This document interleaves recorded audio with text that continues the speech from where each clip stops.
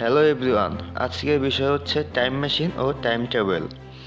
এটি বিজ্ঞানী ও মানুষের মধ্যে বিতর্কিত ও কৌতূহলের বিষয়, যার জন্য বিজ্ঞানীরা বিভিন্ন সময় এ নিয়ে বিভিন্ন ধরনের ব্যাখ্যা দিয়েছেন।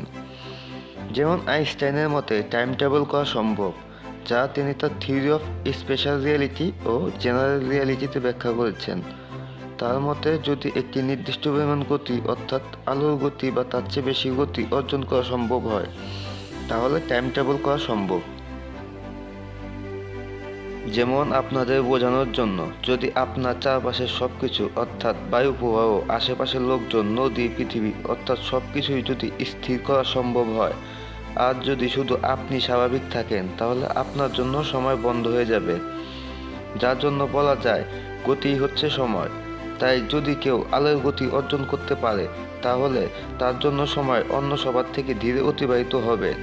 আর তাই এই থিওরিটি আমরা বিভিন্ন মুভিতে প্রয়োগ করতে দেখেছি। তাছাড়া মাধ্যাকর্ষণ শক্তিও সময়কে ইফেক্ট করে।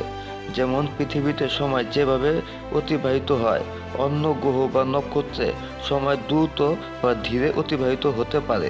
যেমন স্পেস স্টেশনে সময় পৃথিবীর তুলনায় একটু ধীরে অতিবাহিত হয়। তাছাড়া বিজ্ঞানীদের মতে ব্ল্যাক হোলের সময় অনেক ধীরে অতিবাহিত হয়, কারণ এর মাধ্যাকর্ষণ শক্তি অনেক বেশি। কিন্তু কিছু কিছু বিজ্ঞানীর ব্যতিক্রম ধারণাও আছে। যেমন স্টিফেন হকিংয়ের মতে টাইম ট্রাভেলস বা টাইম মেশিন কখনো সম্ভব নয়, কারণ এটি রিয়ালিটি বা প্রকৃতির নিয়মের পরিপন্থী। যেমন কল্পনা করেন আপনার কাছে একটি ডোর বা দরজা আছে, যা দিয়ে প্রবেশ করলে আপনি 1 ঘন্টা অতীতে যেতে পারবেন। এখন যদি আপনি একটি বন্দুক নিয়ে সেই ডোর দিয়ে প্রবেশ করে অতীতে গিয়ে নিজেকে সেই ডোর দিয়ে প্রবেশ করার আগে শ্যুট করে মেরে ফেলেন, আর যদি আপনি সেই ডোর দিয়ে প্রবেশের আগে মারা গিয়ে থাকেন, তাহলে কিভাবে আপনি সেই ডোর দিয়ে প্রবেশ করে নিজেকে শ্যুট করলেন? কারণ আপনি তো আগেই মারা গিয়েছেন।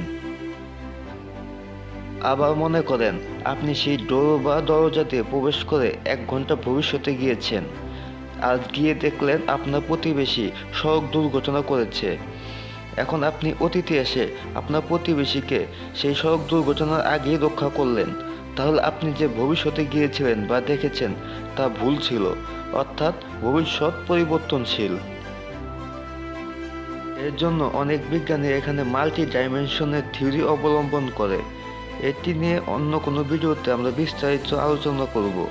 বর্তমানে টাইম টেবিল বা টাইম মেশিন তৈরি করা সম্ভব নয়, কিন্তু ভবিষ্যতে এটি সম্ভব কিনা তা ভবিষ্যতেই জানা যাবে।